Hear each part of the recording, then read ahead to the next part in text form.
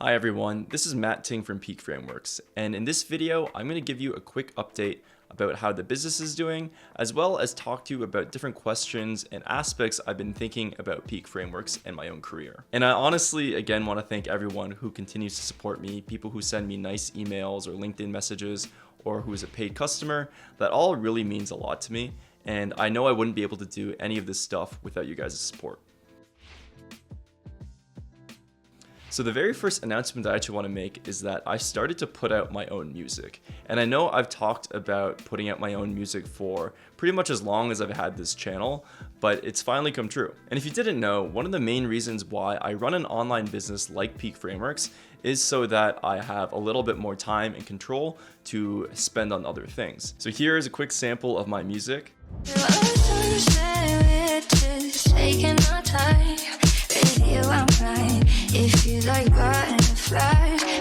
And if you would like to support me, you can follow me on Instagram, SoundCloud, or on YouTube. Now, I think the biggest lesson I've learned when it comes to running Peak Frameworks, as well as making music, is to try to follow things that give you energy. And I think a lot of people in their 20s, myself included, kind of feel lost with what they want to do. And I think the best solution is to try to find those things that give you energy or give you that sense of flow most easily. Alright, the second thing I would say is that Peak Frameworks is actually growing quite well.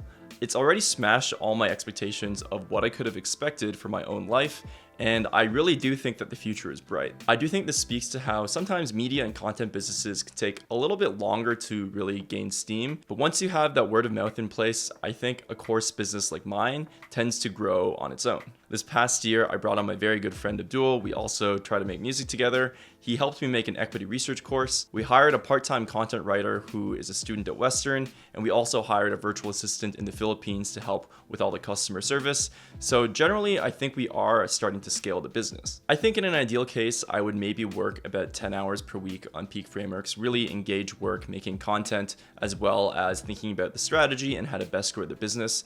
I also have learned that one thing about scaling the business and bringing more people on is that you kind of become more of a manager, and managing, in my opinion, isn't quite as fun. There's a lot of more interpersonal relations. You kind of have to be more receptive to other people's schedules, and it is kind of an evolution of the business. And this might be the last time I bring it up, but we actually did cross $100,000 in terms of monthly revenue this past year, and we are continuing to grow. And honestly, it completely smashes all my expectations I could have had for this business. We are also trying to be slightly more charitable, so we plant 11 trees for every purchase that's made, and we also donate 1 to 2% of our revenues to GiveWell.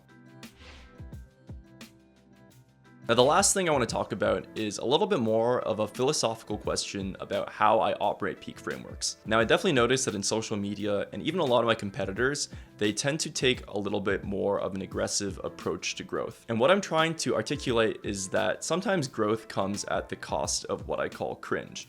In order to grow faster, especially in social media or on YouTube, a lot of the most effective strategies employ cringe. And I do think that there are levels to this. I know that there are people who think that having your own YouTube channel is cringe. I definitely have friends in finance who think that posting memes is cringe, and I'm okay with that level of cringe. But there are certain things like posting every single day on LinkedIn or being hyper aggressive with your sales tactics that kind of just rub me the wrong way. And I always want to make sure that Peak Frameworks is a high quality trusted source that doesn't come off as predatory. I definitely know what it's like and sympathize for people who are students or early professionals that don't really know who to trust.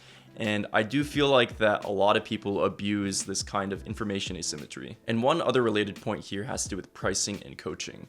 And there are really two main reasons why I don't like doing coaching. One, I think it is just very repetitive. Once you're the coach, after you've done it like 5 to 10 times, you're kind of just doing the same thing over and over again. And the other aspect is that in order for coaching to be economically worth it for me, I'd have to charge like several $100s or $1,000 per hour. And then it reaches the point where it's kind of like a moral quandary. I don't personally value my time at that amount, and I think it's kind of strange that I would accept money for that amount per hour. And at the same time, there's this level of stress that I think I need to deliver $1,000 per hour in terms of value, and I just don't think that any kind of tutor is able to do that. And I think pricing is always going to be a balance because obviously I want to maximize the revenue I'm earning, but I still want to have some level of respect for the customer. And that pretty much wraps it up for this video. Thank you so much for supporting me and watching this. And if you would like to support my music, you can follow me on Instagram, SoundCloud, or on my other YouTube channel. Thanks again, and I'll see you in the next one.